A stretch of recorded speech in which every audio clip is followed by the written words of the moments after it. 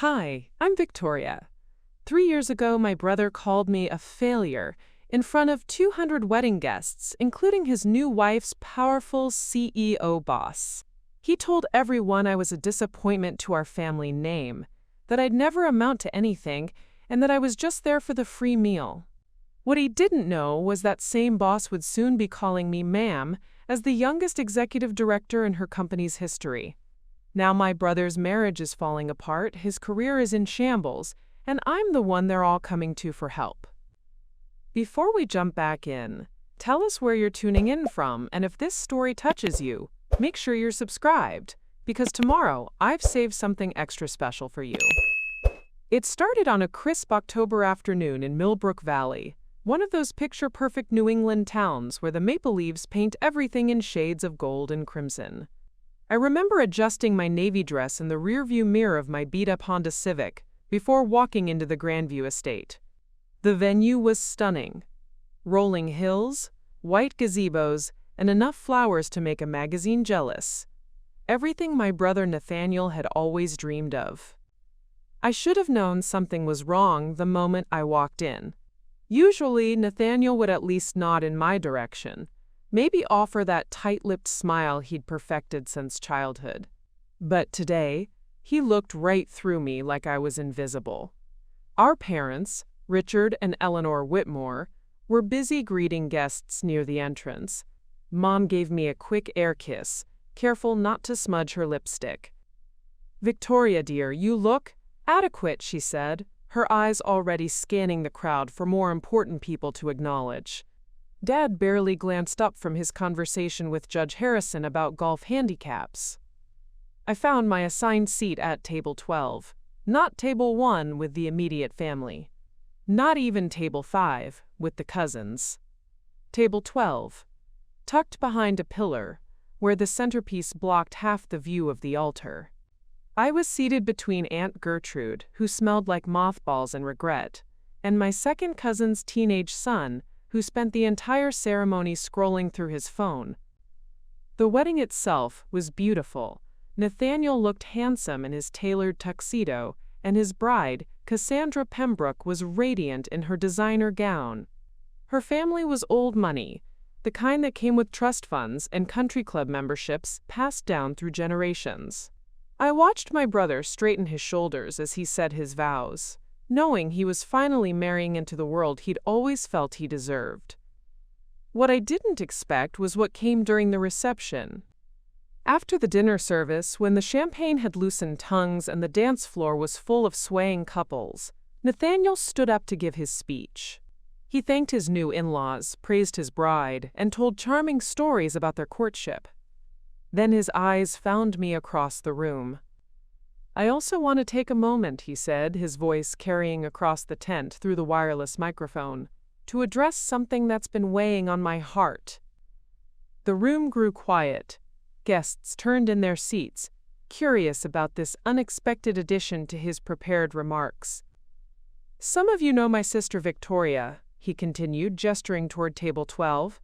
I felt my cheeks burn as hundreds of eyes turned to stare at me. "She's sitting right there, and I think it's important to be honest about family." My stomach dropped. This wasn't going to be a sweet sibling tribute. Victoria has always been, let's call it, challenged when it comes to living up to our family's standards.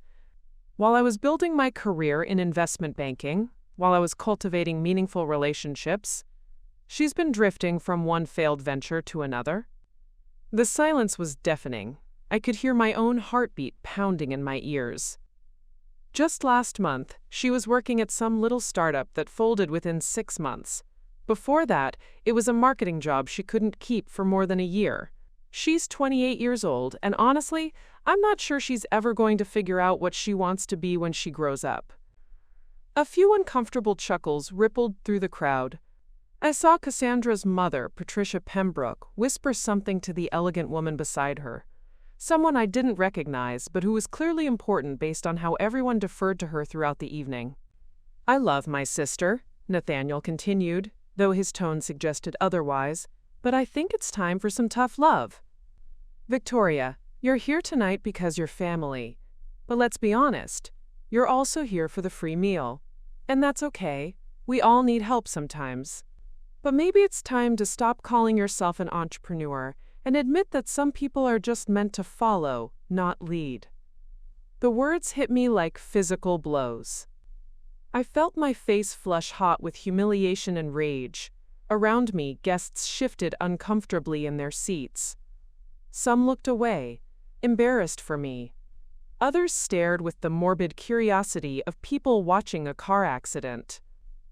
So here's to new beginnings, Nathaniel raised his glass, for those brave enough to pursue them and acceptance for those who aren't.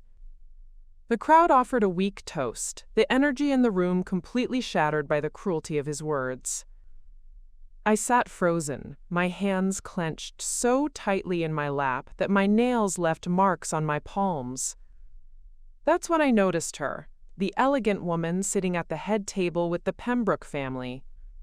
She was probably in her 50s, with silver hair pulled back in a perfect chignon, and the kind of presence that commanded attention without demanding it. She wasn't laughing or toasting. Instead, she was watching me with an expression I couldn't quite read. Later, I would learn that this was Evelyn Monroe, CEO of Monroe Industries, one of the largest tech consulting firms on the East Coast. She was Cassandra's godmother and had mentored her through business school, but in that moment she was just another witness to my public humiliation. I wanted to run. Every instinct told me to grab my purse and bolt for the parking lot.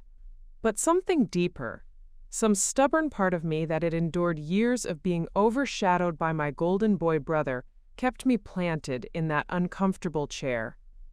I finished my dinner in silence while the party continued around me.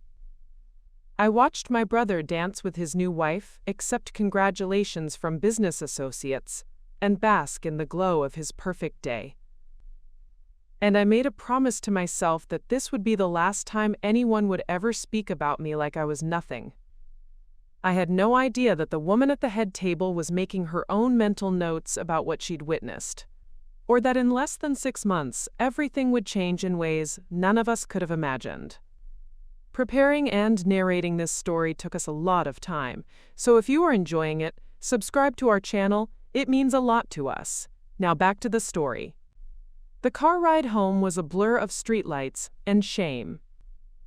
My hands shook as I gripped the steering wheel of my Honda Civic, the engine making that familiar rattling sound that reminded me I couldn't even afford proper car maintenance. The wedding reception had continued for another 2 hours after Nathaniel's speech, but I might as well have been invisible. No one approached me. No one offered words of comfort or even acknowledged what had happened. I pulled into the parking lot of my studio apartment complex in Riverside Commons, the kind of place where the rent was cheap because the walls were thin and the neighbors were loud. It was nearly midnight, but I could hear Mrs. Chen's television blaring through the wall and someone's baby crying on the floor above. I sat in my car for a long time, staring up at the building that housed my 400-square-foot life. The worst part wasn't even the public humiliation. It was the creeping realization that maybe Nathaniel was right. I thought about my resume, a scattered collection of short-term positions and failed ventures that looked impressive on paper but told a different story when you dug deeper. The marketing job at Brennan & Associates that I'd lost after 8 months when they downsized. The startup EcoFlow Solutions that had burned through investor money faster than we could generate revenue. The freelance consulting work that barely paid enough to cover rent and ramen noodles. Inside my apartment, I kicked off my heels and slumped onto my secondhand couch. The dress that had felt so carefully chosen that morning now felt like a costume I'd been wearing to play a part one wasn't qualified for. I caught my reflection in the black screen of my television, mascara smudged, hair falling out of its careful updo, looking every bit like the failure my brother had proclaimed me to be. That's when I saw the envelope. It was tucked under my door, my name written in elegant handwriting across cream-colored paper. For a moment, my heart jumped. Maybe someone from the wedding had followed up with an apology. Maybe Nathaniel had come to his senses and sent some kind of explanation. I tore it open with trembling fingers, Inside was a single sheet of letterhead from Whitmore & Associates, my father's law firm. The message was brief and devastating. "Sir Victoria, after tonight's events, your mother and I feel it's necessary to establish some boundaries. We've spoken with Nathaniel, and we all agree that your recent pattern of instability is becoming an embarrassment to the family name. Effective immediately, we're suspending the small monthly stipend we've been providing. We also think it's best if you don't attend family gatherings for the foreseeable future. This includes Thanksgiving and Christmas. Perhaps this will motivate you to finally take responsibility for your choices and make something of yourself. We love you, but love sometimes requires tough decisions. Richard Whitmore." I read it 3 times before the words fully sank in. They were cutting me off, financially and emotionally. The $800 monthly loan that helped me make rent was gone. The family dinners where I at least felt connected to something larger than myself were gone. Even the holidays were gone. I had exactly $1,247 in my checking account. Rent was due in 12 days, and it was $1,200. That left me with $47 for food, gas, and everything else until I could figure out my next move. My phone buzzed with a text notification. For a desperate moment, I thought it might be an apology, or at least an explanation. Instead, it was a group message from my cousin Jenna to the whole extended family, sharing photos from the wedding. The first photo showed Nathaniel and Cassandra cutting their cake, both of them beaming with joy. The second showed the dance floor packed with laughing guests. But it was the third photo that made my stomach drop. It was taken during Nathaniel's speech. I could see myself in the background, sitting at table 12, my face a mask of shock and hurt. The caption read, "Nathan's speech was so heartfelt. Family honesty is so important, 2 hearts." 3 family members had already liked the post, including my mother. I threw my phone across the room, where it landed with a crack against the wall. The screen went dark, and for a moment, so did something inside me. I was 28 years old, virtually broke, publicly humiliated, and now officially exiled from my own family. I had no job prospects, no savings, and no one to call for help.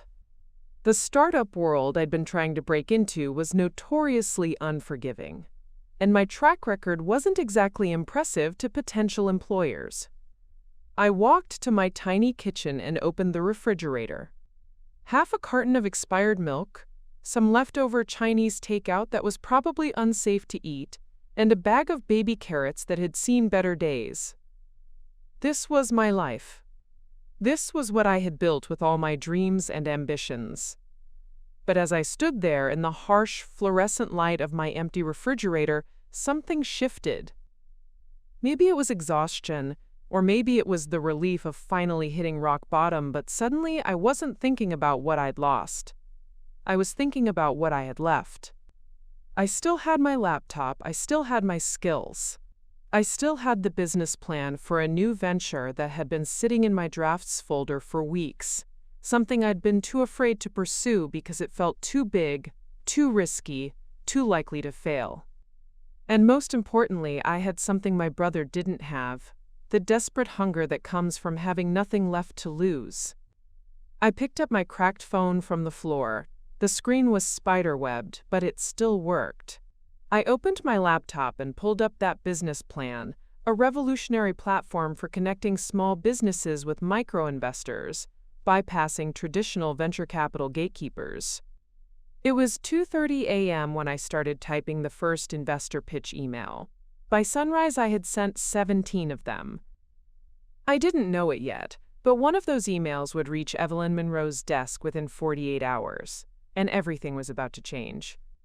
The next morning, I woke up on my couch with my laptop still open on my chest, the cursor blinking in an empty email draft. My neck ached from sleeping at an awkward angle, and the autumn sunlight streaming through my thin curtains felt too bright, too cheerful for how hollow I felt inside.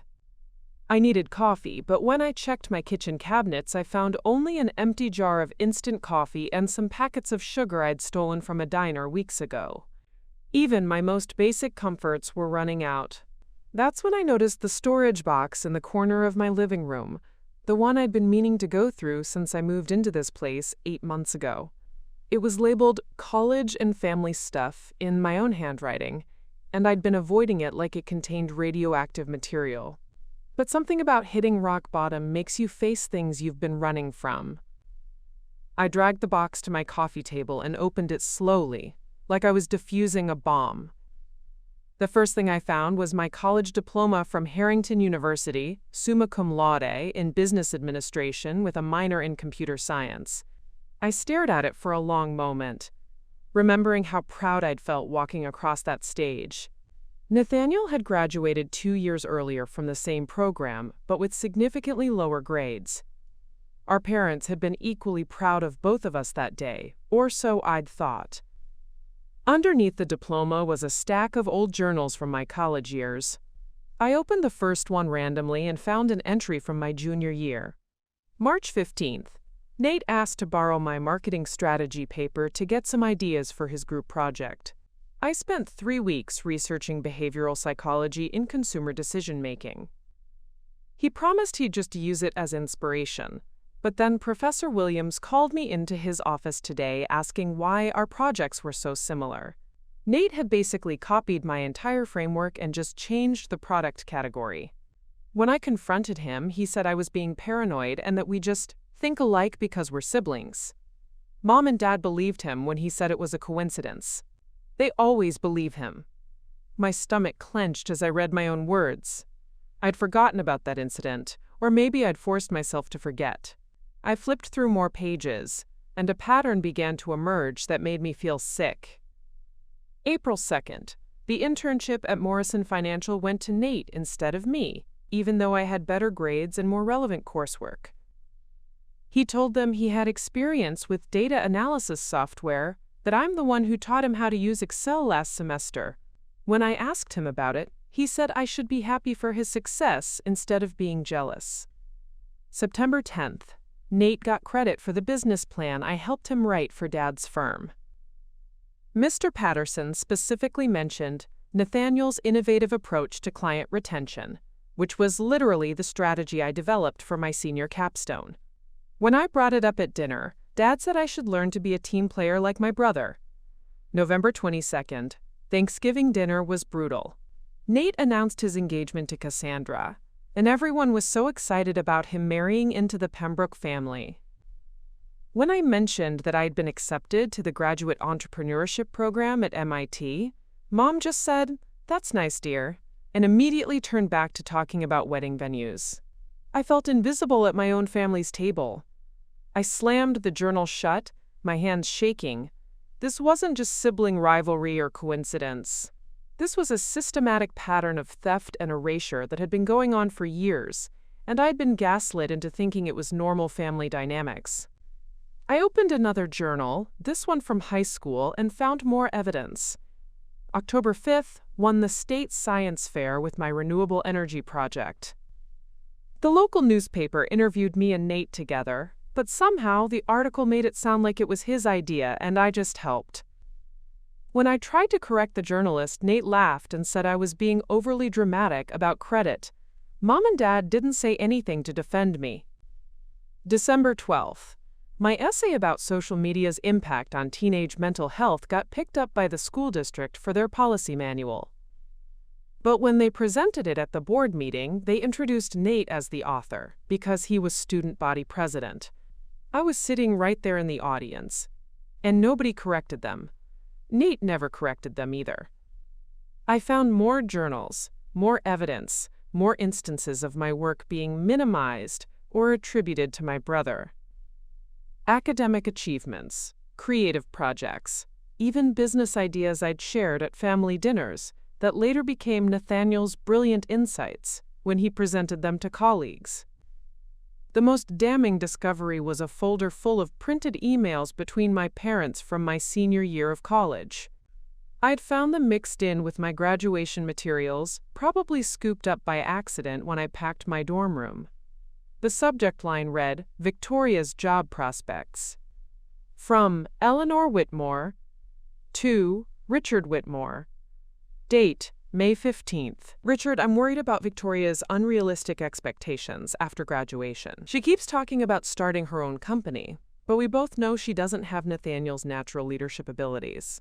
Maybe we should encourage her to look for more traditional roles where she can support someone else's vision, rather than trying to be the visionary herself. She's always been better at execution than innovation anyway. Semper Tyre from Richard Whitmore to Eleanor Whitmore. Date, May 15th. Agreed. She's too sensitive and emotional for the pressure of running a business. Remember how she cried when the debate team didn't choose her strategy? Nathaniel would have just adapted and moved on. I'll have a conversation with her about keeping her expectations realistic. I stared at those emails until the words blurred. They had never believed in me, not once. Every time I'd shared an idea or expressed ambition, they'd been secretly discussing how to manage my unrealistic expectations behind my back. But the final piece of evidence was the most devastating. At the bottom of the box was a folder labeled College Transcripts. Inside were both mine and Nathaniel's official academic records. I'd graduated with a 3.9 GPA. Nathaniel had graduated with a 3.2. I'd made Dean's List 6 semesters. He'd made it twice. I'd completed an honors thesis. He'd barely met the minimum requirements for graduation. Yet somehow he'd been positioned as the academic star of the family while I'd been treated like I was struggling to keep up. I sat surrounded by the evidence of my own erasure, feeling like I was seeing my entire childhood and young adulthood through a new lens. Every family dinner where my achievements were downplayed. Every time my ideas were dismissed as interesting but impractical. Every conversation where Nathaniel's mediocre accomplishments were celebrated while my exceptional ones were taken for granted. They hadn't just stolen my credit, they'd stolen my confidence. They'd convinced me that I was the problem, that my sensitivity and unrealistic expectations were character flaws that made me unsuitable for success. But here was the proof, in black and white, that I'd been gaslit for years. My phone buzzed with a text from an unknown number. Victoria, this is Cassandra. I hope you're okay after last night. Maybe we could get coffee this week? I think there are some things you should know about what's been happening. I stared at the message for a long time. Cassandra Pembroke Whitmore, my new sister-in-law, reaching out to me after her husband had publicly humiliated me at their wedding. Part of me wanted to delete the message and pretend it never happened. But a bigger part of me was curious about what she meant by things you should know. I typed back, coffee sounds good, when and where. As I hit send, I looked around at the scattered journals and documents that told the real story of my family dynamics. For the first time in years, I wasn't questioning my own memory or wondering if I was being too sensitive. The evidence was right there in front of me. I wasn't the failure they'd convinced me I was the threat they'd been trying to neutralize my entire life. 3 days later, I found myself sitting across from Cassandra in a quiet corner booth at Millbrook Cafe, a cozy place downtown that smelled like cinnamon and fresh coffee. She looked different without her wedding dress and formal makeup, younger, more vulnerable, and surprisingly nervous. Her hands fidgeted with her engagement ring as she waited for me to settle into my seat. "Thank you for meeting me," she said, her voice softer than I remembered from the wedding. "I wasn't sure you'd want to see any of us after what happened." I stirred my coffee slowly, still not entirely sure why I'd agreed to this meeting. "Your text said there were things I should know. I'm curious what you meant by that." Cassandra took a deep breath and looked around the cafe to make sure we weren't being overheard. "Victoria, I need to start by apologizing. What Nathaniel did at our wedding was cruel and completely inappropriate. I had no idea he was planning that speech, and if I had known, I would have stopped him." "But you didn't stop him," I pointed out. "You sat there and let it happen." "You're right, and I'll regret that for the rest of my life. I was in shock." In 3 years of dating your brother, I'd never seen him be that publicly vicious to anyone, especially family." She paused, choosing her words carefully. "But that's not the only thing I need to tell you." I leaned back in my chair, preparing myself for whatever was coming next. "The night before our wedding, Nathaniel and I had a huge fight. He'd been drinking with his groomsmen, and he started talking about how worried he was that you were going to overshadow him somehow. He said you'd always been the smart one, the creative one, and that he was tired of living in your shadow." I blinked in surprise. "Living in my shadow? Are you serious? He's the golden child. He's always been the golden child." "That's what I thought too, until he started telling me stories about your childhood. But Victoria, the stories he told me don't match what I witnessed at family dinners, or what your parents told me about you two." Cassandra leaned forward, her voice dropping to almost a whisper. "He told me you cheated your way through college using his work. He said you stole his business ideas and tried to pass them off as your own. He claimed you were jealous of his success and had been sabotaging his relationships for years." My jaw dropped. "He said I stole from him?" "Yes, but here's the thing. It never made sense to me. I've seen your LinkedIn profile, your portfolio, your work samples. You're brilliant, Victoria. You don't need to steal anyone's ideas.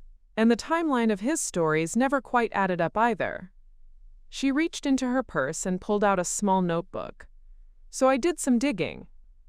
I'm a forensic accountant, remember? I'm good at following paper trails and finding discrepancies." I watched as she flipped through pages of what looked like meticulous notes. "I started with your college years. Nathaniel told me he wrote the business plan that won the university entrepreneurship competition your senior year. But when I checked the school's archives, your name is on all the original drafts and research documents. His name appears for the first time on the final submission, listed as a, quote, contributor." My heart started beating faster. "You checked the university archives?" "I checked everything I could get access to. The marketing internship at Morrison Financial that Nathaniel said he earned on merit? I found the original application materials. The hiring manager's notes specifically mention being impressed by a portfolio of data analysis work. I cross-referenced those samples with timestamps, and they were created on your university computer login, not his." She flipped to another page. "Then there's the renewable energy project from high school. The one that supposedly launched Nathaniel's interest in sustainable business practices? I found the original patent application research. It was filed under your name initially, then transferred to a joint filing later." I felt like I was having an out-of-body experience. Someone else had done the detective work I'd never thought to do myself, and she was confirming everything I'd started to piece together from my old journals. "Why are you telling me this?" I asked. "You just married him. Why would you investigate your own husband?" Cassandra's expression grew pained. "Because something didn't feel right. The man who told me those stories about you, bitter, paranoid, obsessed with proving he was better than his sister, that wasn't the man I fell in love with. And when I watched him give that speech at our wedding, I realized I might not know him as well as I thought." She closed her notebook and looked directly at me. "But there's something else, something that happened at the reception that I think you should know about." "What?" "Do you remember my godmother, Evelyn Monroe? She was sitting at our table during Nathaniel's speech." I nodded, remembering the elegant woman who had watched the whole humiliation unfold. "After you left, she pulled me aside. She was furious. Not at you, at Nathaniel. She said what he did was a display of insecurity and cruelty that reflected poorly on our entire family. But then she asked me something strange." Cassandra paused, seeming to gather her courage.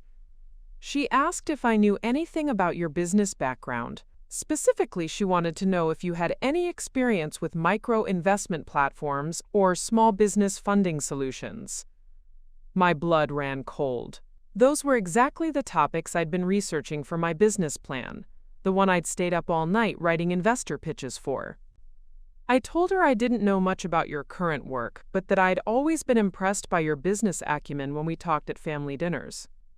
She took my number and said she might want to reach out to you directly about a potential opportunity. An opportunity? Victoria, Evelyn Monroe doesn't just run Monroe Industries. She also manages a private investment fund that specializes in backing female entrepreneurs who've been overlooked by traditional venture capital.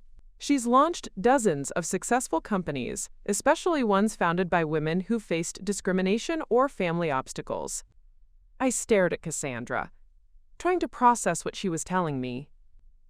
She witnessed your brother's cruelty firsthand, and instead of being turned off by the drama, she was intrigued by your composure under pressure. She told me that anyone who could sit through that level of public humiliation without either running away or causing a scene had the kind of emotional intelligence and resilience she looks for in founders. My phone buzzed in my purse. I pulled it out and saw an email notification from an address I didn't recognize, evelyn.monroe@monroeindustries.com. Subject line, Micro Investment Platform Proposal. I looked up at Cassandra with wide eyes. She responded to my pitch. Open it, Cassandra urged. With trembling fingers, I clicked on the email. Times Whitmore. I received your proposal regarding a micro-investment platform for small businesses. I'm impressed by both the thoroughness of your research and the innovation of your approach. I'd like to schedule a meeting to discuss potential funding opportunities. I should mention that I was present at your brother's wedding last weekend. While I don't typically make business decisions based on personal observations, I was struck by your grace under pressure during what was clearly a difficult situation. That kind of composure suggests strong leadership potential. Would you be available to meet at my office next Tuesday at 2 p.m.? Best regards, Evelyn Monroe, CEO, Monroe Industries. I read the email 3 times before looking up at Cassandra, who was watching me with a small smile. She wants to meet with me, I said, my voice barely above a whisper. She wants to fund you, Cassandra corrected. Evelyn doesn't waste time on meetings unless she's seriously considering an investment. For the first time in days, I felt something other than despair or anger. I felt hope. Why are you helping me? I asked Cassandra. You could have just stayed out of this. She was quiet for a moment, then said, because I'm starting to realize I married someone who built his success on tearing down the people closest to him. And because you deserve to know that someone else saw your worth, even when your own family couldn't. As we left the cafe, Cassandra handed me a business card. That's my direct number. If you need anything, references, connections, or just someone to talk to who understands what you're going through, call me. Walking back to my car, I felt like I was seeing the world through new eyes. For the first time in my life, someone had looked at my family's dynamics from the outside and confirmed what I'd always suspected but never dared to believe. I wasn't the problem. I was the solution they'd been afraid of all along. The weekend before my meeting with Evelyn Monroe, I made a decision that would have seemed impossible just a week earlier. I was going to completely reinvent myself, not just professionally, but personally. The old Victoria, the one who apologized for taking up space, who downplayed her achievements, who desperately sought approval from people who would never give it, was done. It started with something as simple as my apartment. I looked around at the cramped studio with its secondhand furniture and boxes I'd never unpacked, and I realized it wasn't a home. It was a hiding place, a place where someone goes when they're convinced they don't deserve better. I spent Saturday morning at Goodwill, not shopping but donating. I filled 3 large bags with clothes that made me feel small. The conservative blouses my mother had bought me, the muted cardigans that helped me blend into the background, the uncomfortable shoes I wore because they looked professional even though they made me walk tentatively. At the thrift store, I found a blazer in deep emerald green, the kind of color I'd always loved but never worn, because Nathaniel once said it made me look like I was trying too hard. I bought it along with a pair of well-fitted black pants and a cream silk blouse that made me feel confident instead of invisible. But the real transformation happened when I walked into Riverside Bank on Monday morning and did something I'd never done before. I demanded to speak with a manager about my financial options. The loan officer, a tired-looking man named David Brennan, initially treated me like just another desperate customer seeking a handout. He barely looked up from his computer as he explained why my credit score and employment history didn't qualify me for a business loan. "Miss Whitmore," he said in a patronizing tone, "starting a business is extremely risky, especially in the tech sector. Have you considered looking for a more stable employment opportunity first?"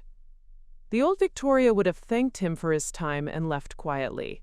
The new Victoria leaned forward and said, "Mr. Brennan, I'm not here asking for charity, I'm here proposing a business relationship. I have a meeting with Evelyn Monroe of Monroe Industries tomorrow to discuss funding for my micro-investment platform. I'm offering you the opportunity to be my banking partner for what will likely become a seven-figure account within the next 18 months. His attitude shifted immediately.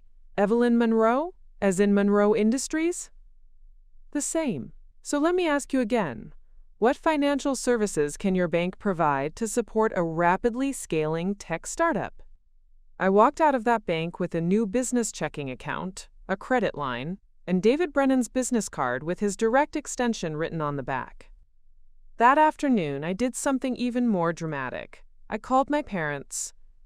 My mother answered on the third ring. "Victoria, I thought we made it clear that—" "Mom," I interrupted, something I'd never done before in my life, "I'm not calling to apologize or beg for forgiveness. I'm calling to inform you of some changes."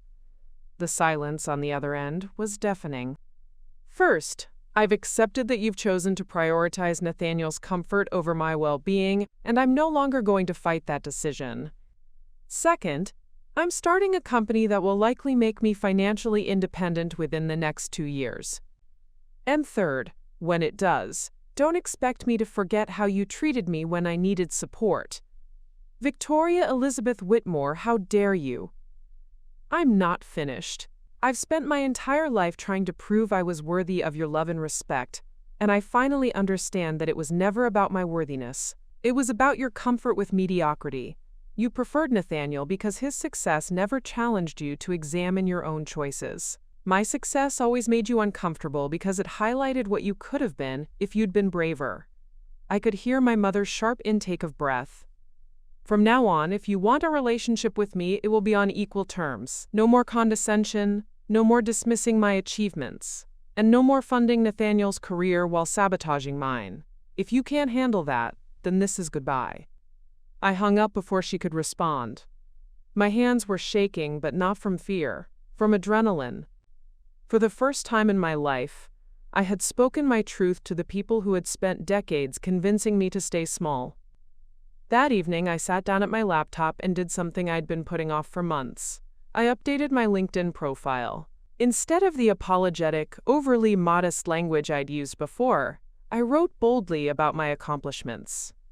Experienced entrepreneur and business strategist, with a proven track record of developing innovative solutions for underserved markets. Specializes in creating financial platforms that democratize access to capital for small businesses.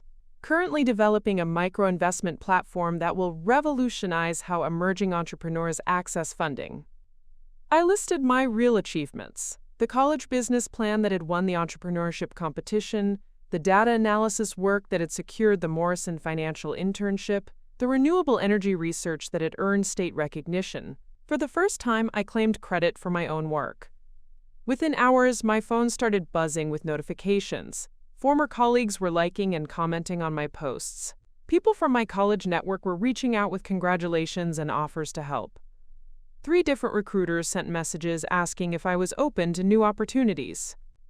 But the most surprising response came from an unexpected source: my high school physics teacher, Mrs. Rodriguez. "Victoria!" I always wondered what happened to my most promising student. "I remember that renewable energy project you did senior year. It was graduate-level work. I actually kept a copy because I used it as an example for other students for years. I'm so excited to see you're finally getting the recognition you deserve. If you ever need a reference or want to talk about your journey, please reach out." I stared at that message for a long time. Mrs. Rodriguez had kept my project. She'd used it to inspire other students. She'd remembered me as her most promising student, not as the afterthought I'd been made to feel like at home. I spent the rest of the evening reaching out to other teachers, professors, and mentors from my past. One by one, they responded with enthusiasm and support. Professor Williams from my marketing strategy class remembered my work and said he'd often wondered why I hadn't pursued consulting. Dr. Patricia Hensley from my computer science program said she'd actually recommended me for several graduate fellowship programs, though she'd never heard back about whether I'd applied. The picture that emerged was of a completely different person than the one my family had painted. According to these professionals who had no reason to lie, I had been exceptional. Not just competent or adequate, but genuinely gifted. By midnight, I had assembled what I called my truth portfolio: emails from professors praising my work, copies of original research papers with my name clearly attributed, photographs of awards and recognition I'd received that my family had minimized or ignored.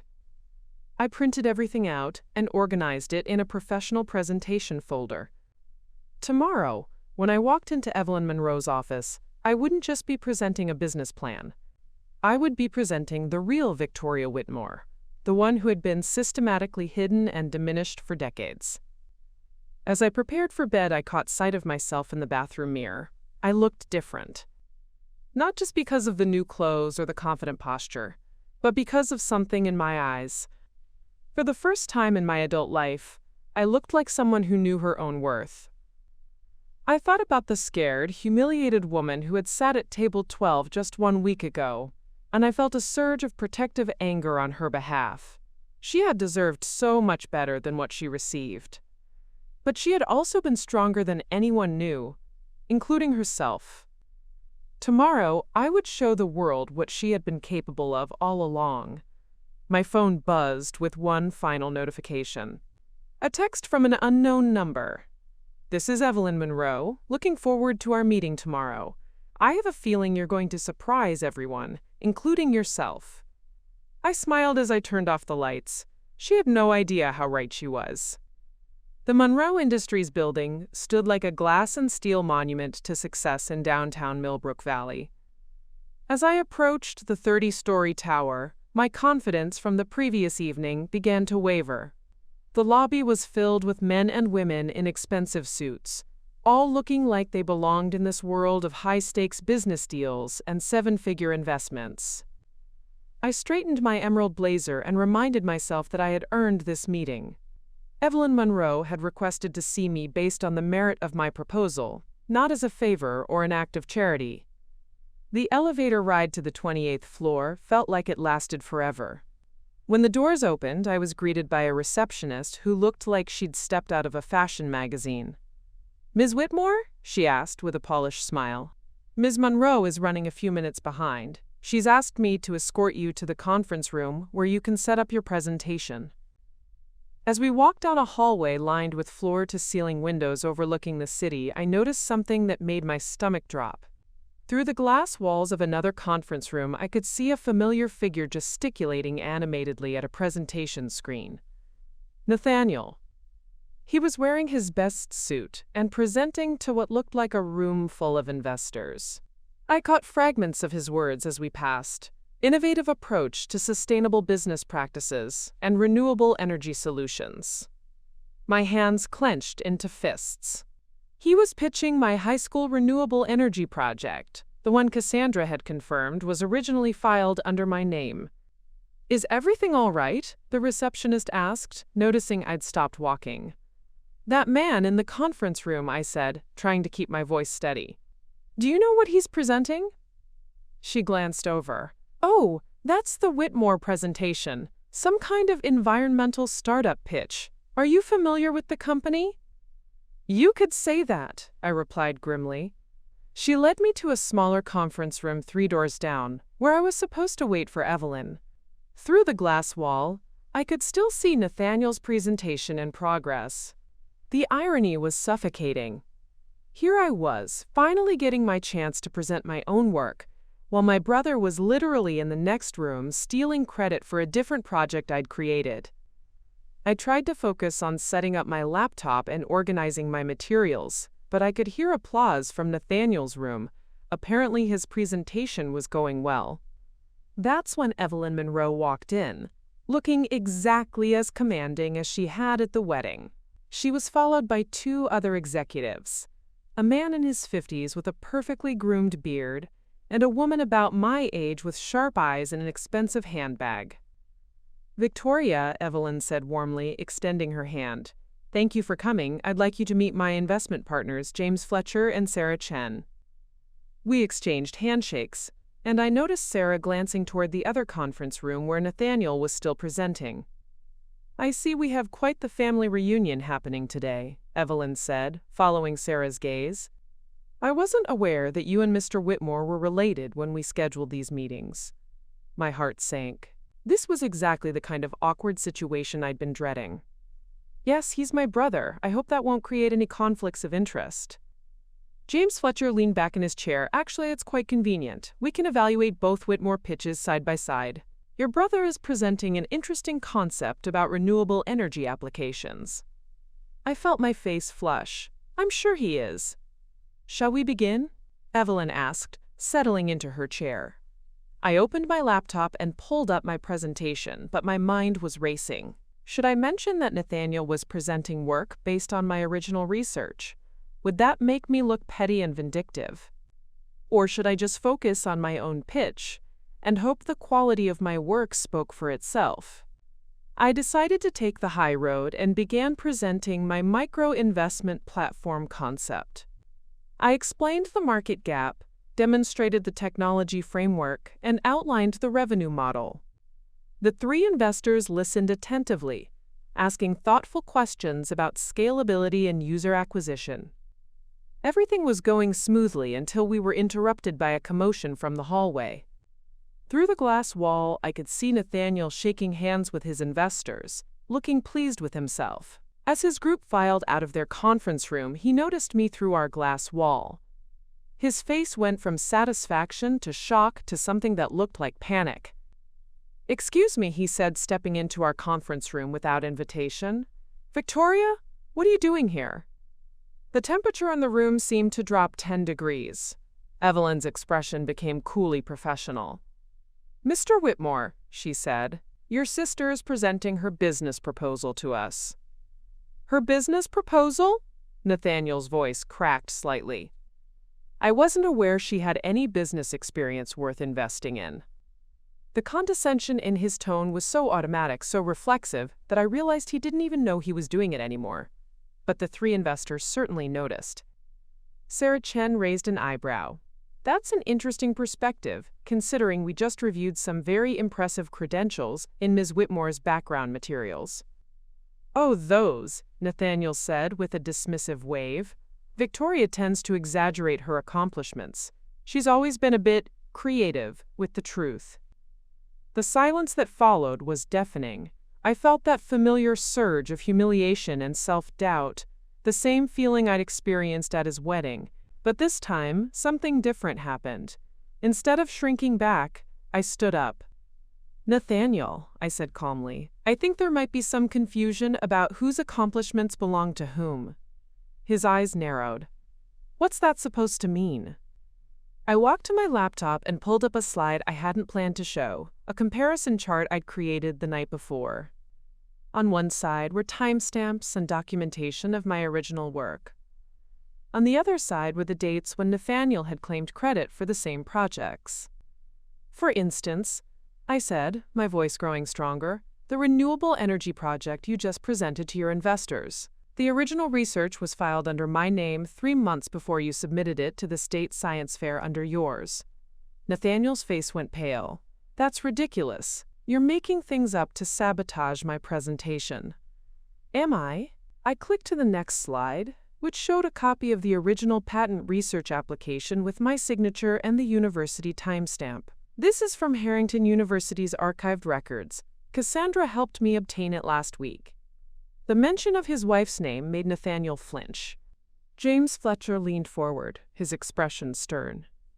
"Mr. Whitmore, are you saying that the intellectual property you just presented to us may not be entirely your own work?"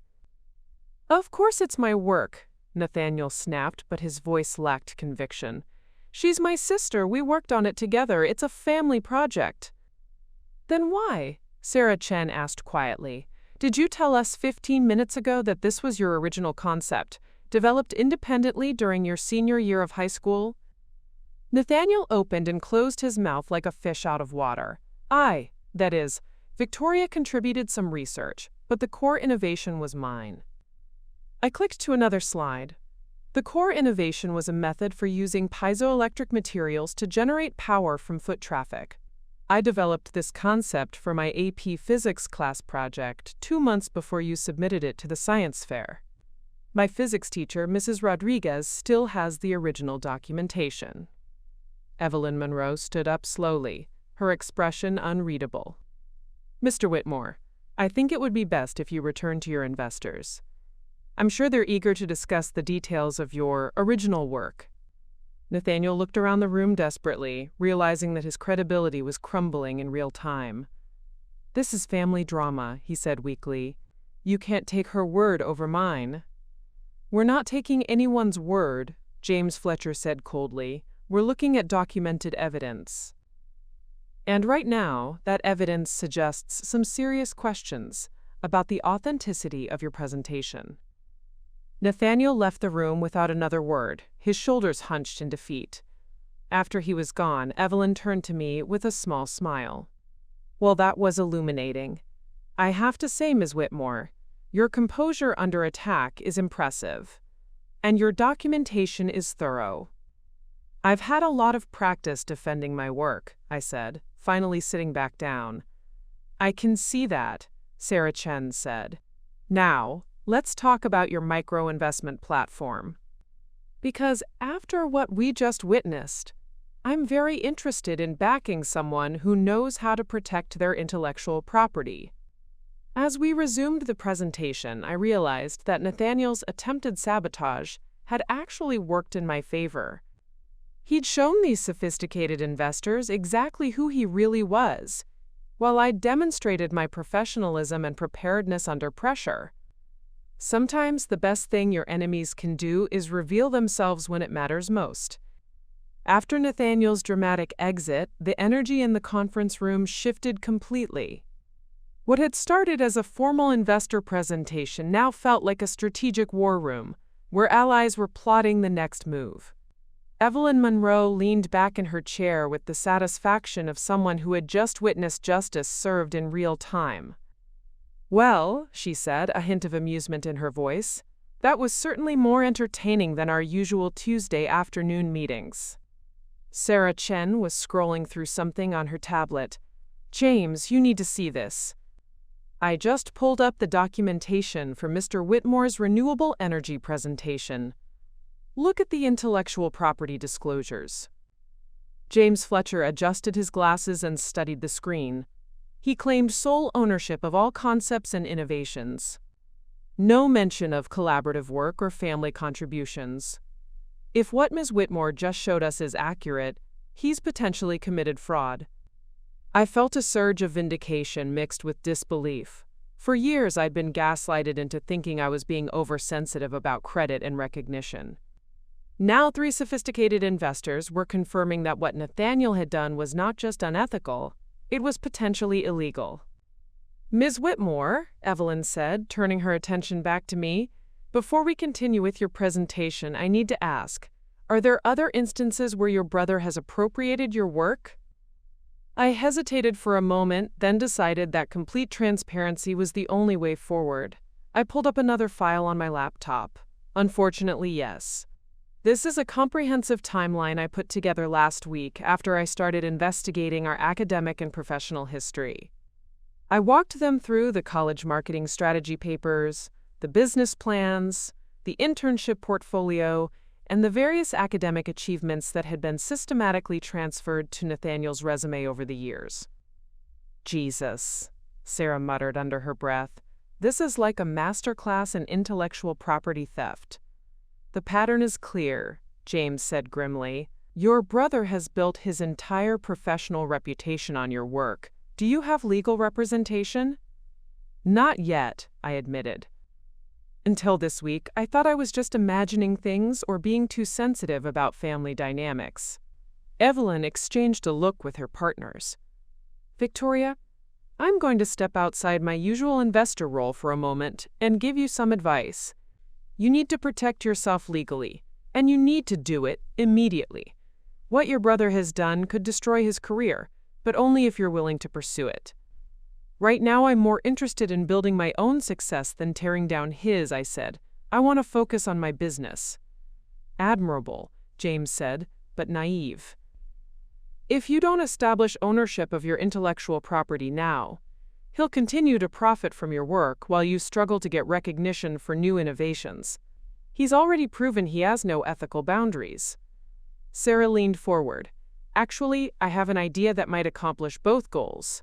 Victoria, your micro-investment platform is exactly the kind of disruptive innovation we like to fund. But what if we made your launch even more impactful? What do you mean? What if we didn't just fund your startup quietly? What if we made your first major deal a very public demonstration of your capabilities? Something that would establish you as a serious player in the industry, while also creating some awkward questions about your brother's recent presentations. Evelyn smiled, and I could see the strategist behind the polished executive facade. Sarah's right. We've been looking for an opportunity to make a statement about supporting innovative female entrepreneurs. Your story, brilliant woman whose family dismissed her, who built something revolutionary despite systematic sabotage, that's exactly the narrative the industry needs to hear. My heart started racing. What are you proposing? Full funding for your platform, James said. $2 million in initial investment, with additional rounds available based on performance metrics. But here's the twist. We announce it at the upcoming Northeast Tech Innovation Summit next month. That's the biggest industry conference of the year, I said, trying to process what they were suggesting. There will be thousands of people there. Exactly, Evelyn said, including many of the same investors who will have heard your brother's renewable energy pitch by then. Imagine their surprise when they discover that the brilliant mind behind multiple innovations they've been hearing about is actually Victoria Whitmore, not Nathaniel. Sarah pulled up a calendar on her tablet. The summit's keynote session is in 3 weeks. They're still looking for a featured startup to showcase during the main presentation. Victoria, how would you feel about presenting your platform to an audience of 5,000 industry professionals? I felt like I was in a dream. 3 weeks ago, I'd been sitting at table 12, being publicly humiliated by my own brother. Now I was being offered not just funding, but a platform to establish myself as a major player in the tech industry.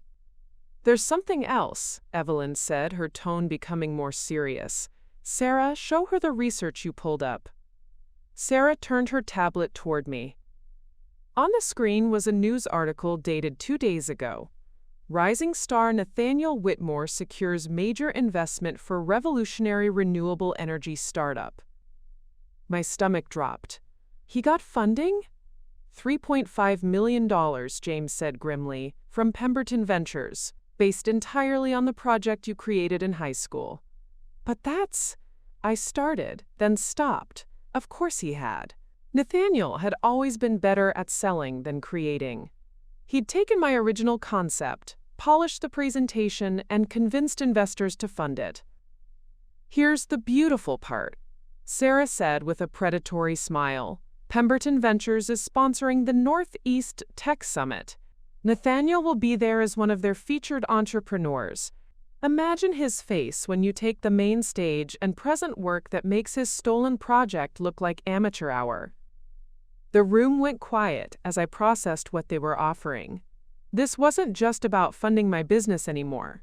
This was about public vindication on the biggest stage in the industry. I need to ask, I said slowly, are you offering me this opportunity because you believe in my business, or because you want to make a point about my brother? Evelyn's expression became completely serious. Victoria, I've been in this business for 25 years. I've seen thousands of pitches, and I've funded dozens of companies. Your micro-investment platform isn't just good, it's revolutionary. It could completely transform how small businesses access capital. The family drama is just a bonus, James added with a slight smile. Though I'll admit, the justice aspect makes this deal particularly satisfying. But more importantly, Sarah said, your story matters. There are thousands of brilliant women in tech who've been overshadowed, dismissed, or had their work stolen by male colleagues. When you succeed publicly, you're not just building a business. You're proving that talent and innovation can't be suppressed forever. I looked around the table at these three successful executives who were offering to bet millions of dollars on my vision. 6 months ago, I couldn't even get a call back for an entry-level marketing position. Now I was being offered a chance to become the keynote speaker at the most important tech conference in the country.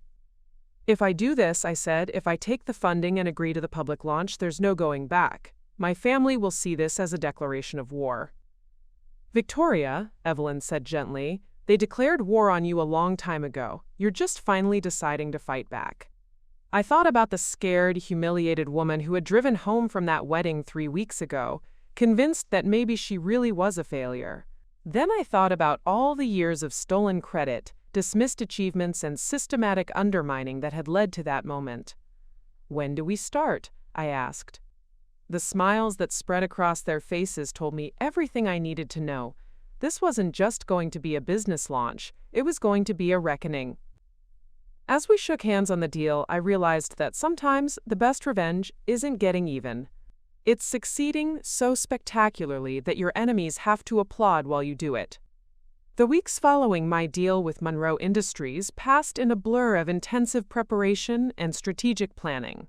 I'd moved out of my cramped studio apartment and into a sleek downtown loft that served as both my new home and the headquarters for what was now officially called Connect Capital, my micro-investment platform. The irony wasn't lost on me that I was finally living the life my family had always claimed was beyond my reach, while they remained oblivious to my transformation. I'd hired a small but brilliant team. 2 software developers poached from competing startups, a marketing specialist who'd launched 3 successful tech companies, and, most importantly, a legal counsel named Marcus Reed, who specialized in intellectual property protection. Every person I brought on board had been carefully vetted not just for their skills, but for their integrity. 3 days before the Northeast Tech Innovation Summit, I was working late in my home office when my phone rang. The caller ID showed Cassandra's number. "Victoria, thank God you answered," she said, her voice tense with anxiety. "I need to meet with you immediately. Something's happened, and you need to know about it before the summit." An hour later, we met at a 24-hour diner on the outskirts of town, the kind of place where nobody would recognize either of us. Cassandra arrived looking uncharacteristically disheveled, her usually perfect hair pulled back in a messy ponytail and her eyes red from what looked like recent tears. "What's going on?" I asked as she slid into the booth across from me. "Nathaniel's been having meetings," she said without preamble. "Lots of them. With people I don't recognize, all very secretive phone calls and closed-door sessions at our house." "Meetings about what?" At first, I thought it was just normal business stuff related to his renewable energy funding. But then I started paying attention to the names he was dropping, and Victoria, he's been talking about you. My blood ran cold. What kind of talking? Cassandra reached into her purse and pulled out a small digital recorder. I started recording some of his phone conversations. I know it's probably illegal, but after everything I've learned about his pattern of stealing your work, I felt like I needed to protect myself, and you. She pressed play, and Nathaniel's voice filled the small space between us. "Listen, David, I need you to understand how serious this situation is. My sister has completely lost touch with reality. She's been spreading lies about me to investors, claiming she created work that was clearly mine. She's even managed to convince some people at Monroe Industries to give her funding based on these fabricated stories." Another voice responded, "But Nate, if she has documentation—" "The documentation is fake," Nathaniel interrupted. "Victoria's always been manipulative, but this is next-level stuff.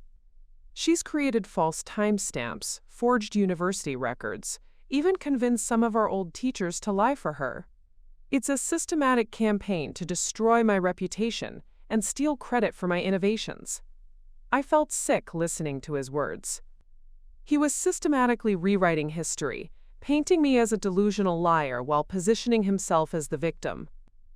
"There's more," Cassandra said, fast-forwarding the recording. "The worst part is that she's speaking at the Northeast Summit next week. She's planning to use that platform to publicly accuse me of stealing her work. Can you imagine? In front of the entire industry? We need to get ahead of this before she destroys everything I've built." The other voice asked, "What do you want us to do?" "I've prepared a comprehensive dossier documenting Victoria's history of instability and false claims. Medical records showing she was treated for anxiety and depression in college, clearly affecting her grip on reality. Academic records that I've clarified to show the true timeline of our collaborative work. Witness statements from family members confirming her tendency toward fantasy and attention-seeking behavior." My hands were shaking. He's creating a false narrative to discredit everything I say before I even speak. "It gets worse," Cassandra said grimly. She fast-forwarded again. "David, I need you to reach out to your contacts at the major tech blogs and industry publications. Plant some seeds about Victoria's credibility issues. Nothing too overt. Just subtle questions about her claims, maybe some background about family concerns regarding her mental stability. By the time she takes that stage, there should already be enough doubt in people's minds that her accusations will seem like the rantings of an unstable person." "Jesus," I whispered. "And there's this," Cassandra said, pulling up something on her phone. "Look at LinkedIn." She showed me a post from my father's law firm account, posted just hours earlier. It's with heavy hearts that the Whitmore family addresses recent false allegations against our son Nathaniel. While we love our daughter Victoria deeply, her struggles with mental health have unfortunately led to some concerning fabrications about family members and business associates. We ask for privacy during this difficult time as we seek to get Victoria the help she needs. The post already had dozens of sympathetic comments and shares. People expressing concern for my mental health struggles and praising my family for their, quote, compassionate response to a difficult situation. I stared at the screen in disbelief. They're destroying my credibility before I even have a chance to present my case. "There's one more thing," Cassandra said, her voice barely above a whisper. "Nathaniel's been in contact with someone at Pemberton Ventures, the firm that funded his renewable energy project. They're planning to announce a major expansion of their investment in him at the summit. 3 additional projects, all supposedly based on his, quote, innovative research portfolio." She showed me a press release draft on her phone. My heart stopped as I read the project descriptions. A water purification system using biomimetic filters, a sustainable packaging solution using agricultural waste, and a smart grid optimization algorithm for small municipalities. Every single one was based on research I had done. The water purification system was my junior year environmental engineering project. The packaging solution came from my thesis work on circular economy principles. The smart grid algorithm was something I'd developed as a freelance consultant just 6 months ago. "He's not just stealing my past work," I said, my voice hollow. "He's stealing my current projects, too." How is that possible? I thought back to all the family dinners where I'd enthusiastically shared my latest research, all the times I'd asked for feedback on projects I was developing. Nathaniel had been listening, taking mental notes, and systematically appropriating every idea I'd been naive enough to share. He's been planning this for months, I realized, maybe years. While I was struggling to get funding for individual projects, he was building an entire portfolio of my innovations to present as his own body of work. Cassandra leaned across the table. "Victoria, by the time you take that stage at the summit, he'll have positioned himself as the victim of a mentally unstable sister's delusions, while simultaneously unveiling a massive expansion of his innovative research portfolio. If you try to claim credit for any of those projects, it'll look exactly like the desperate fabrications he's already accused you of making. I sat back in the booth, feeling the walls closing in around me. Nathaniel hadn't just stolen my work. He'd created an entire strategy to discredit me if I ever tried to reclaim it.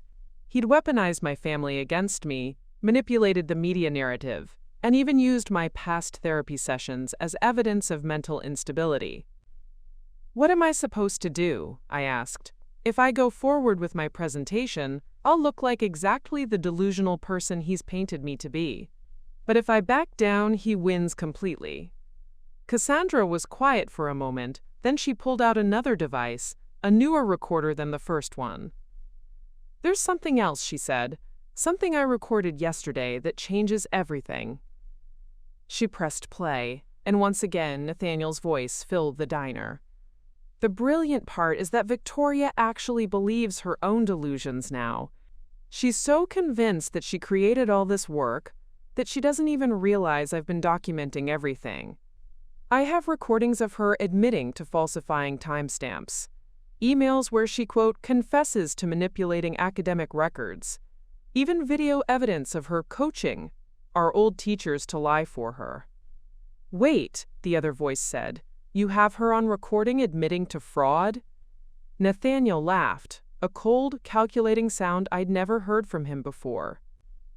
"I have her admitting to exactly what I need her to admit to. Technology is a wonderful thing, David.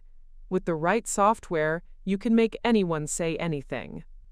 The recording continued, but I'd stopped listening. Nathaniel wasn't just stealing my work and discrediting my character. He was creating fabricated evidence to support his lies. I looked up at Cassandra, who was watching me with a mixture of sympathy and determination. "Now you understand," she said quietly. "We're not just fighting for your reputation anymore. We're fighting for your freedom." I didn't sleep that night. Instead, I sat in my home office with Cassandra's recordings playing on repeat, my legal counsel, Marcus Reed, on speakerphone, and a growing sense that I was about to walk into a carefully orchestrated ambush. But somewhere around 3 a.m., as I listened to Nathaniel's voice describing his fabricated evidence for the dozenth time, something clicked. "Marcus," I said, interrupting his analysis of potential criminal charges, "what if we're approaching this all wrong?" "What do you mean?" "Nathaniel's entire strategy depends on controlling the narrative. He's assuming I'll walk onto that stage and make desperate claims that he's already discredited. But what if I don't defend myself at all?" There was silence on the line. "Victoria, I'm not following." "What if instead of trying to prove he stole my work, I just present new work that's so obviously mine that his theft becomes irrelevant?" Cassandra looked up from her laptop where she'd been transcribing the recordings. "You mean abandon the justice angle completely?" "No," I said, the plan crystallizing in my mind. "I mean make the justice inevitable." The next 72 hours were the most intense of my life. While Nathaniel was busy planting stories about my mental instability and preparing his grand reveal of his expanded research portfolio, I was building something else entirely. A trap of my own. I started with Mrs. Rodriguez, my high school physics teacher. When I called her at 6 a.m. that Wednesday, she was grading papers in her empty classroom.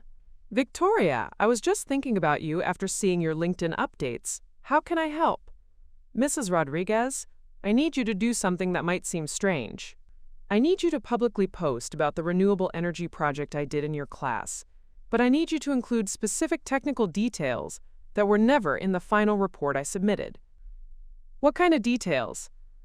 "The calculation errors I made in my first 3 drafts, the specific materials testing failures that led me to the final solution, the equations I derived incorrectly before I figured out the right approach." She was quiet for a moment. "Victoria, why would you want me to highlight your mistakes?" "Because those mistakes prove the work was genuinely mine. Anyone who stole the final project wouldn't know about the failed attempts that led to the breakthrough." Within hours, Mrs. Rodriguez had posted a detailed retrospective on her teaching blog about, quote, the most impressive student research project she'd ever supervised. She included photos of my original handwritten calculations, complete with crossed-out equations and margin notes in my terrible penmanship. She described the 3 months of failed experiments that had preceded my final success, and she ended with a note about how the iterative process of scientific discovery was often more valuable than the final result. The post went viral in education circles within hours. Next, I reached out to Professor Williams from my college marketing strategy class. I didn't ask him to defend me or contradict Nathaniel. Instead, I asked him to publish the original assignment prompt for the project that Nathaniel had later claimed as his own work. The prompt I gave that semester was very specific, Professor Williams told me over video call. I required students to choose a company that had failed within the previous 2 years and develop a strategy for how they could have avoided that failure. Your project analyzed the collapse of Zenith Electronics and proposed a customer retention framework that was frankly graduate-level work. Could you post the original assignment requirements and grading rubric? Of course, but why? Because I want people to see exactly what the assignment was asking for, so they can judge for themselves whether the final product demonstrates original thinking or borrowed ideas.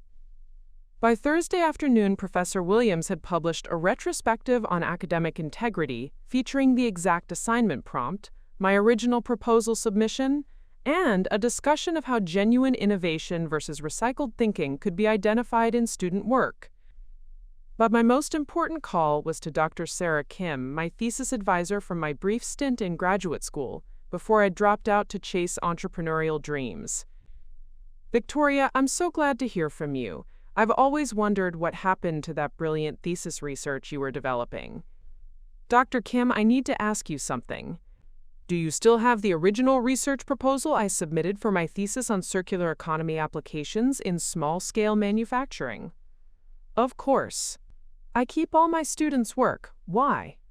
Because I think I'm finally ready to complete that research.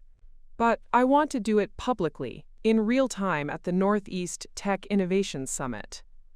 The silence on the line stretched so long I thought the call had dropped. Victoria, are you saying you want to conduct original research live, on stage, in front of thousands of industry professionals? That's exactly what I'm saying. I want to take the theoretical framework from my original proposal and demonstrate how it can be applied to solve real-world problems.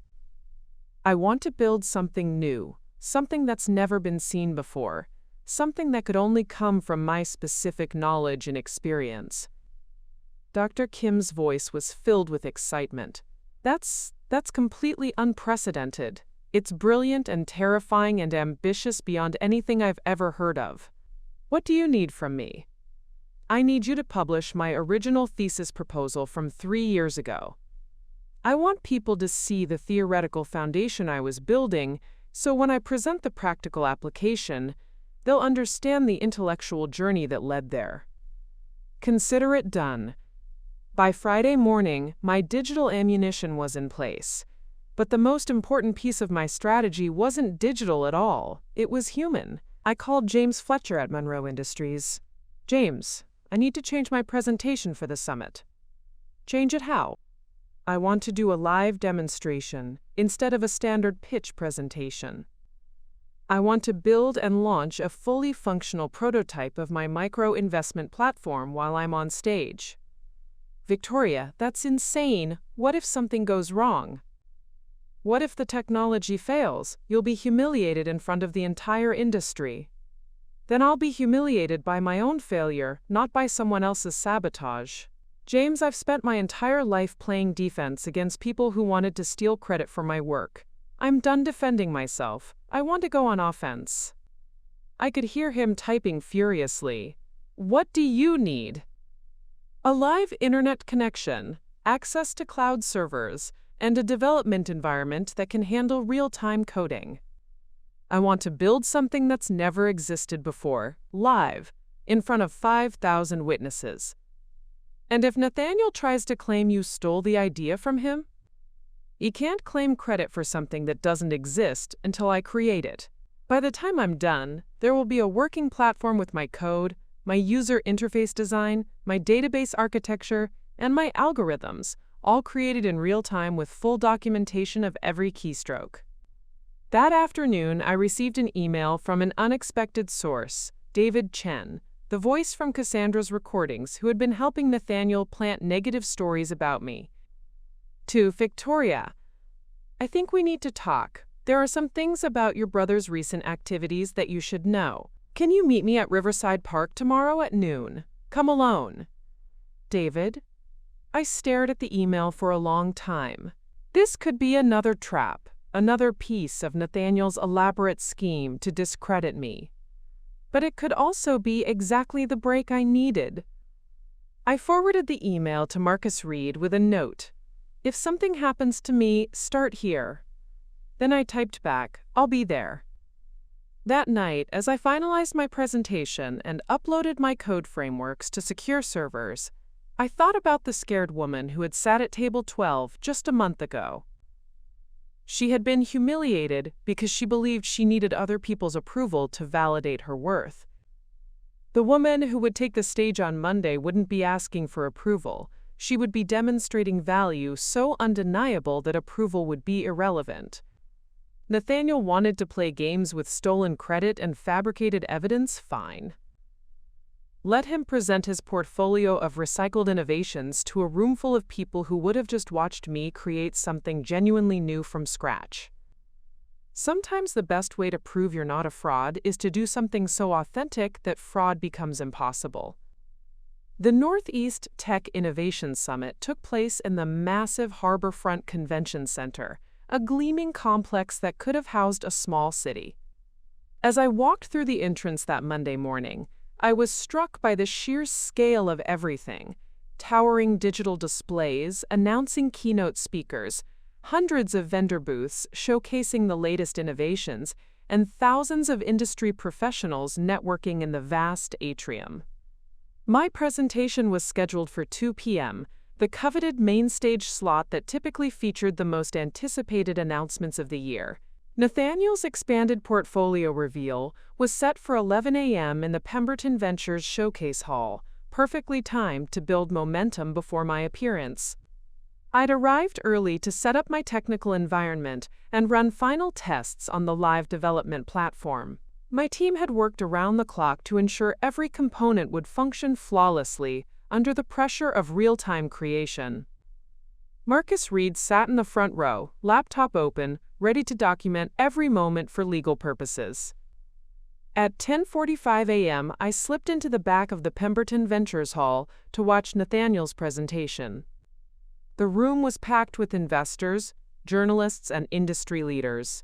He looked confident and polished as he took the stage, wearing the same charming smile that had convinced our parents he was the golden child.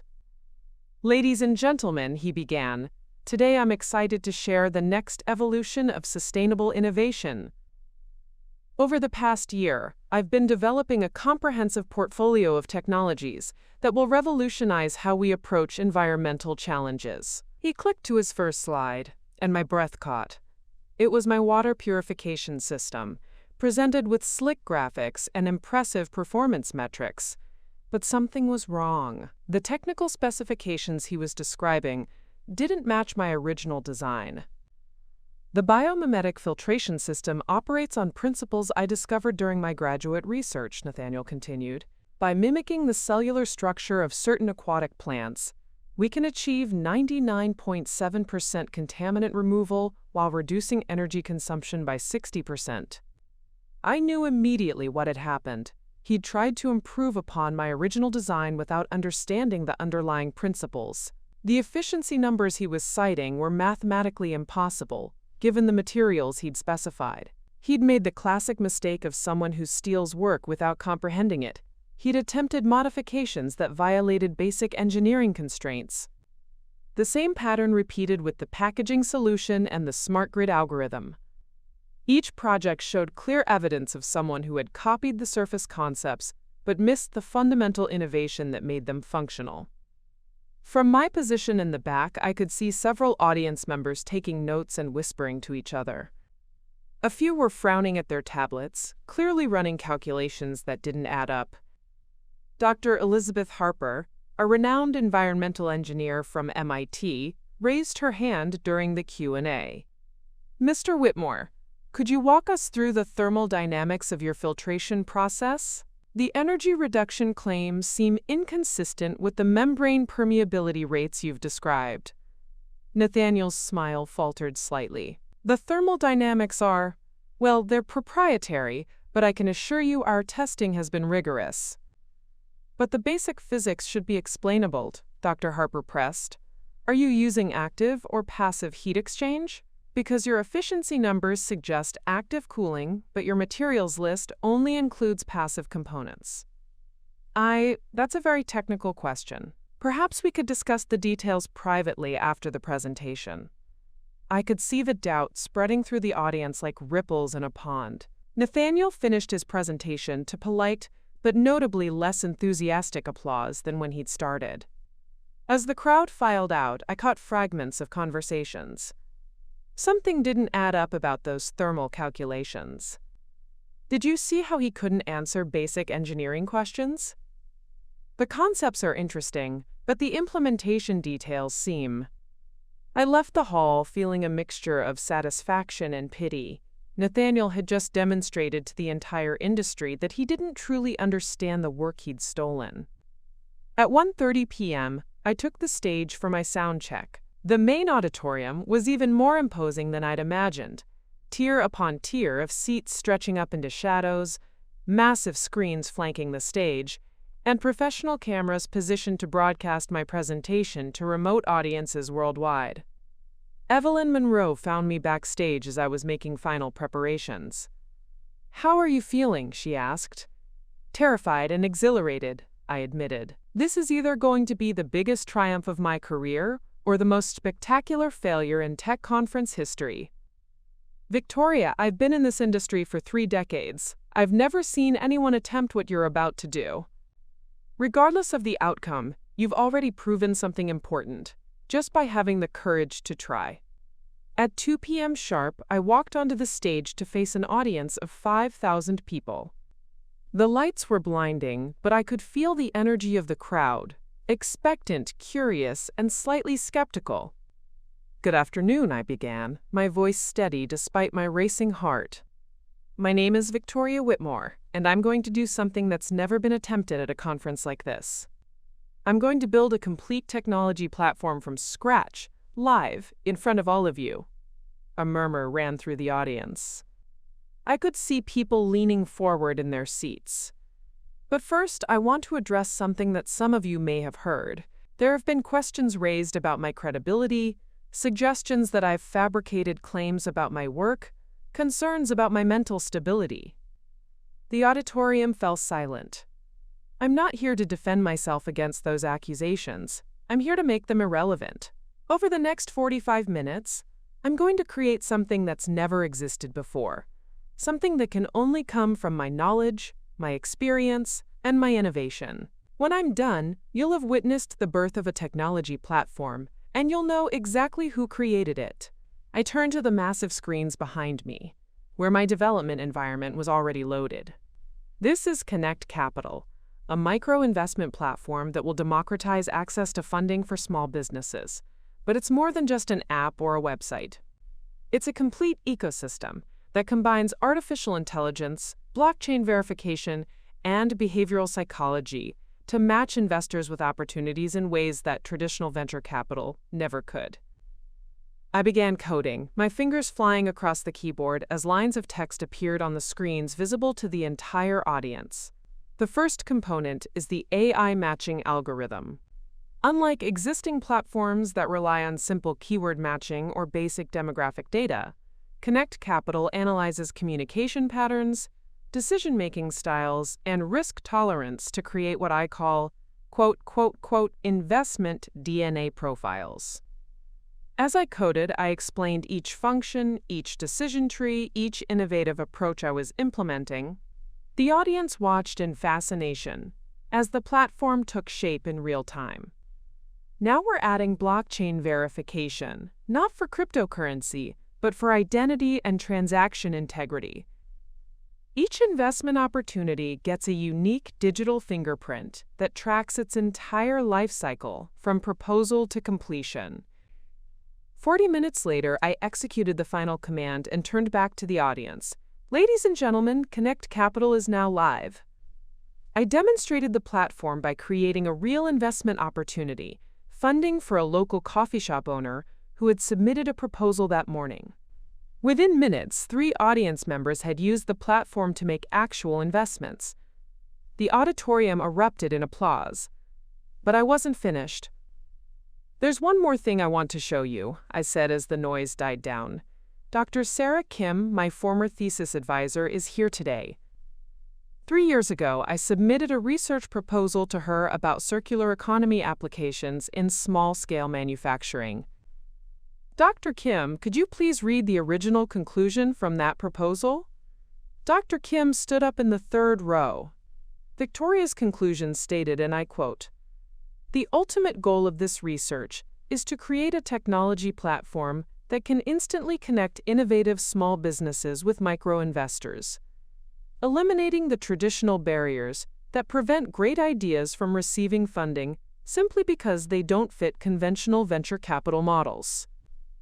The audience was silent, processing the implication. "That was 3 years ago," I continued. "Today you watched me build exactly what I envisioned. This isn't just a business platform. It's the completion of a research journey that began long before anyone questioned my credibility." As I left the stage to a standing ovation, I saw Nathaniel in the back of the auditorium. His face was pale, and he was staring at the screens that still displayed my code. The demonstration had accomplished exactly what I'd hoped. I hadn't just proven my capabilities. I'd made any claims about stolen work look absurd in comparison to what I could create from nothing. The aftermath of my presentation was a whirlwind that felt both exhilarating and surreal. Within minutes of leaving the stage, I was surrounded by investors, journalists, and tech executives all wanting to speak with me. Business cards flew at me from every direction, and my phone buzzed constantly with interview requests and collaboration proposals. But the most satisfying moment came when I overheard a conversation between 2 Pemberton Ventures executives near the coffee station. "Did you see the technical breakdown of Whitmore's morning presentation?" one of them was saying. "Our engineering team ran the numbers during lunch. Half of those efficiency claims are physically impossible." "I heard Dr. Harper is already drafting questions for a formal review," the other replied. "Something about basic thermodynamic violations. This could be a serious problem." I didn't feel victorious hearing this. I felt sad. Nathaniel had been so desperate to outshine me that he'd destroyed his own credibility with sloppy modifications to work he didn't understand. The real validation came from the industry response. TechCrunch published a live blog post calling my demonstration the most impressive display of real-time innovation in conference history. The MIT Technology Review described Connect Capital as, quote, "a paradigm shift in democratized funding." Within hours, #ConnectCapital was trending on social media, with clips of my presentation going viral. But even as the accolades poured in, I found myself checking my phone obsessively for one response that never came. Not from industry leaders or potential investors, but from the people who had raised me. That evening, I was in my hotel room, reviewing the dozens of partnership proposals that had already arrived when my phone finally rang with a familiar number. For a moment, my heart leaped until I saw it was Cassandra calling, not my parents. "Victoria, are you watching the news?" I turned on the television to find a financial news segment already in progress. The anchor was discussing, quote, "emerging questions about renewable energy investments," while showing a photo of Nathaniel at his morning presentation.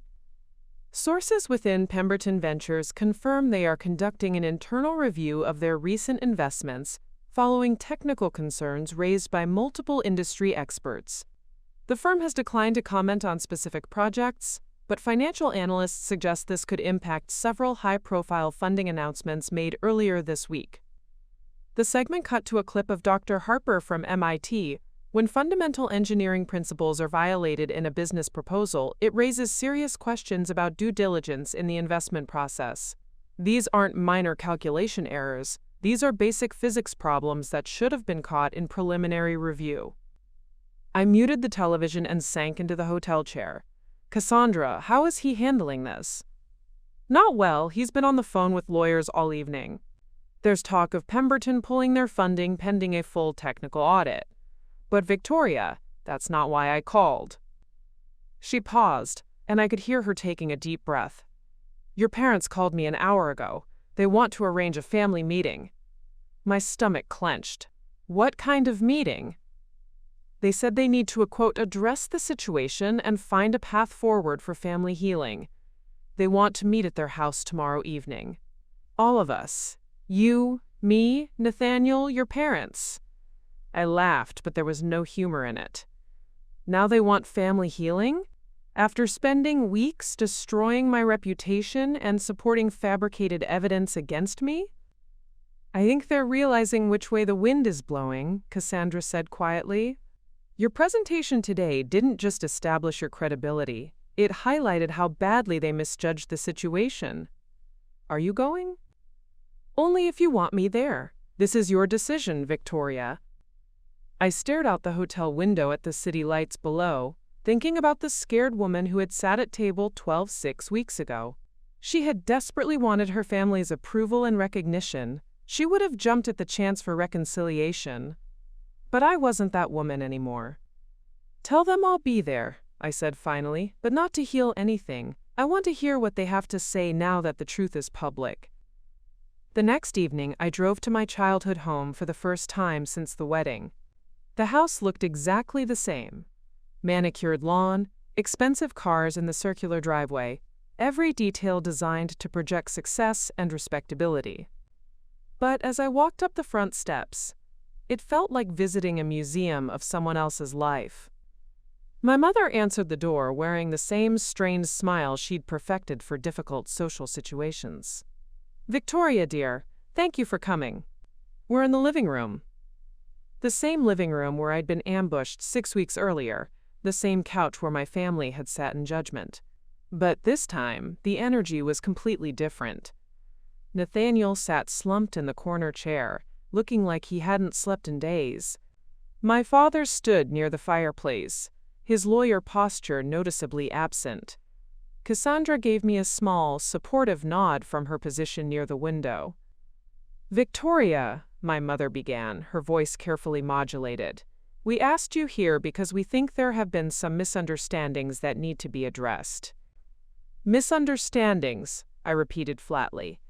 My father cleared his throat. We've been reviewing the situation, and we realized that perhaps we were too hasty in our assessment of your capabilities. You mean when you called me a failure at a wedding in front of 200 people, or when you published a statement about my mental health struggles? The silence that followed was deafening. Victoria, my mother said, her composure beginning to crack, we were trying to protect the family reputation during a difficult time. Surely you can understand. What I understand, I interrupted, is that you were so invested in Nathaniel being the golden child that you couldn't accept evidence that he'd been stealing my work for years. Nathaniel spoke for the first time. Victoria, I never meant for things to go this far. Maybe we could work something out. A collaboration, or... A collaboration? I stood up, my voice rising. You systematically stole my intellectual property, fabricated evidence to discredit me, and tried to destroy my reputation. And now you want to collaborate? We're family, my mother said desperately. Surely that means something. It does mean something, I said quietly. It means that the people who should have protected me were the ones who hurt me most. My father finally spoke, his voice barely above a whisper. Victoria, we've made mistakes, but you've succeeded beyond anyone's expectations. Can't we find a way to move forward? I looked around the room at their faces, desperate, ashamed, and finally seeing me clearly for the first time in my life. But it was too late for the recognition I had once craved. You want to move forward? I asked. Here's how we move forward. You acknowledge publicly that Nathaniel built his career on my work. You retract the statements about my mental health. And you accept that I don't need your approval or your presence in my life anymore. That's not fair, Nathaniel said weakly. My career is already destroyed. Do you want me to lose everything? You destroyed your own career the moment you decided to steal work you didn't understand well enough to defend. I didn't do that to you. You did it to yourself. I walked toward the door, then turned back for one final observation. 6 weeks ago, I would have done anything for your approval. I would have forgiven every slight, overlooked every theft, just to be accepted as part of this family. But success has taught me something important. I don't need people who only love me when I'm useful to them. As I reached for the door handle, my mother's voice stopped me. Victoria, please, we love you. We've always loved you. I turned around one last time, seeing them clearly, not as the powerful authority figures who had shaped my childhood, but as flawed people who had let fear and favoritism blind them to the truth. No, I said gently. You loved the idea of me as the supportive sister who made Nathaniel look good. You never loved the real me, the one who was actually more talented than your favorite child. And that's okay, because I've learned to love her enough for all of us. I left them sitting in that living room, probably for the last time. As I drove away, I realized that victory felt nothing like I'd imagined it would. It wasn't triumphant or satisfying, it was just empty. Because the approval I'd finally earned was the approval I no longer needed. 6 months later, I stood in the floor-to-ceiling windows of my new corner office on the 40th floor of the Meridian Tower, watching the morning sun paint Millbrook Valley in shades of gold. Connect Capital had grown beyond my wildest projections. We'd facilitated over $50 million in micro-investments, launched 3 additional platforms, and were preparing for our Series B funding round. But the view from my office wasn't what made me smile that Tuesday morning. It was the framed photograph on my desk. Me and my team at the ribbon cutting for our first Connect Capital Community Center, a space we'd opened in the historically underserved Riverside district, where I'd once lived in that cramped studio apartment. My assistant Jennifer knocked on the doorframe. Victoria, your 10 a.m. is here, and you have 3 more interview requests from venture capital firms interested in partnership discussions. Thanks, Jen. Send them in. The visitor wasn't a potential investor or business partner. It was Mrs. Rodriguez, my high school physics teacher, now retired but more energetic than ever. Victoria, she beamed, settling into the chair across from my desk. Look at this place. I remember when you could barely afford a decent calculator for my class.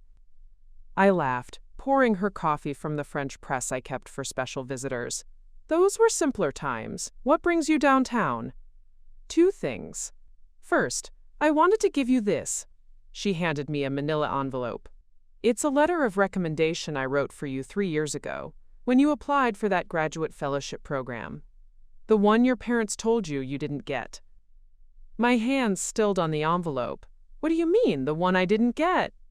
You did get it, Victoria, full scholarship to MIT, plus a research stipend.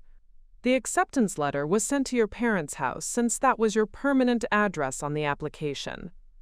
I opened the envelope with trembling fingers. Inside was a copy of an acceptance letter dated 3 years earlier, offering me a full fellowship to complete my thesis research under Dr. Sarah Kim's supervision at MIT. Your mother called the program coordinator and declined on your behalf, Mrs. Rodriguez said gently.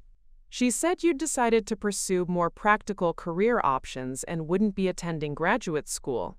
I stared at the letter, feeling a familiar ache of loss mixed with a new understanding. They hadn't just dismissed my achievements, they'd actively sabotaged my opportunities. Why are you telling me this now? I asked. Because I think you're ready to hear it without it destroying you. 3 years ago, this news might have sent you spiraling. Today, you're successful enough that their sabotage is just another data point in the pattern of who they really are. She was right. Instead of the crushing devastation I might have felt before, I just felt a quiet sadness for the woman I'd been, so hungry for approval that she'd never questioned why opportunities seemed to slip away. "You said there were two things?" I prompted. Mrs. Rodriguez smiled. "The second thing is a proposal. The Riverside Community Center you opened? It's inspiring other neighborhoods to request similar programs. The mayor's office called me yesterday. They want to know if Connect Capital would consider expanding the initiative citywide." Citywide? 20 locations, Victoria. Community centers in every underserved neighborhood, each one equipped with technology training, business development resources, and direct access to your micro-investment platform. They're calling it the Whitmore Innovation Network. I walked to the window, processing the magnitude of what she was describing. When I'd started Connect Capital, my goal had been to democratize access to funding. But somewhere along the way, it had become something larger, a movement to level the playing field for people who'd been overlooked by traditional systems. "There's something else you should know," Mrs. Rodriguez said. "I've been following the news about your family. I heard about your brother's situation." Nathaniel's story had become a cautionary tale in business circles. After Pemberton Ventures pulled their funding, other investors had begun scrutinizing his previous projects. The renewable energy startup had folded within weeks when it became clear that the technical impossibilities couldn't be resolved. He'd lost his job, his reputation, and according to Cassandra, was now working as a junior analyst at a small consulting firm. "I don't take any pleasure in his downfall," I said honestly. "I know you don't. That's why I think you should see this." She handed me her phone, showing a LinkedIn post from Nathaniel dated just 2 days earlier. After much reflection, I want to publicly acknowledge that my professional success was built on work created by my sister, Victoria Whitmore. I've spent years taking credit for her innovations, and I deeply regret the harm I caused to her career and reputation. Victoria's recent success with Connect Capital demonstrates the brilliant mind I tried to overshadow. I'm committed to rebuilding my career based on my own work and apologizing to everyone I misled about the origins of my projects. The post had hundreds of comments, mostly supportive of his honesty and praising my accomplishments. But what struck me most was the final line: "I'm proud of my sister and sorry it took me so long to say so publicly." "How do you feel about that?" Mrs. Rodriguez asked. I considered the question carefully. Grateful, I think. Not because I needed his apology, but because it might help other people in his position find the courage to tell the truth. My phone buzzed with a text from Cassandra. "Did you see Nate's post? He wrote it himself. No lawyers or PR people. I think he's finally ready to build something real. Also, dinner this weekend? Marcus wants to discuss expanding the legal advocacy program." I smiled, thinking about how Cassandra had become one of my closest friends and most trusted advisors. She'd left Nathaniel 6 months ago, not because of his professional failures, but because she couldn't build a life with someone who'd built his identity on lies. Now she ran Connect Capital's legal compliance division and was developing a program to help other entrepreneurs protect their intellectual property. "Mrs. Rodriguez," I said, turning back to her, "about that citywide expansion. I'm interested, but I want to do it right. I want to make sure these centers actually serve the communities, not just look good in press releases." I was hoping you'd say that. I've already identified potential community partners in each neighborhood, people who've lived there for decades and understand what their neighbors really need. We spent the next hour planning the expansion, discussing everything from funding structures to curriculum development. As she prepared to leave, Mrs. Rodriguez paused at my office door. "Victoria, can I tell you something as your old teacher?" "Of course." I've watched a lot of students over the years. Some peak in high school, some find their stride in college, and some take longer to bloom. But you're the rarest kind. The student who didn't just succeed despite adversity, but who used that adversity to build something beautiful for other people. That evening, I drove to the original Connect Capital Community Center for the weekly entrepreneur workshop I'd been facilitating since we opened. The classroom was full of dreamers and builders, a single mother developing an app for busy parents, a retired teacher creating educational software, a teenager who'd invented a more efficient solar panel design. As I watched them present their ideas and support each other's goals, I thought about the journey that had brought me here. 6 months ago, I'd been focused on proving my worth to people who'd never valued me. Today, I was helping others recognize their own worth before anyone else had the chance to diminish it. After the workshop, I stood outside the community center under the clear night sky, breathing in the autumn air. My phone rang, a number I didn't recognize. "Victoria, this is Dr. Elizabeth Harper from MIT. I hope I'm not calling too late." "Dr. Harper, of course not. How can I help you?" I wanted to discuss a research opportunity. We're launching a new program studying the democratization of innovation funding, and frankly, Connect Capital is the most interesting case study in the field. Would you consider a visiting professor position? You'd be researching your own platform while helping us train the next generation of ethical entrepreneurs. I looked up at the stars, thinking about the woman who'd sat at table 12 just 7 months ago. She'd been searching for approval and recognition from all the wrong places. The woman standing here tonight had found something better: purpose. "Dr. Harper," I said, "I'd be honored to discuss it." As I drove home to my downtown loft, I realized that success hadn't brought me what I'd expected. It hadn't made my family love me differently, or erased the years of pain and dismissal. But it had given me something more valuable: the knowledge that I was enough, exactly as I was, and the platform to help others discover that truth about themselves. They'd tried to erase me once, but I hadn't just survived.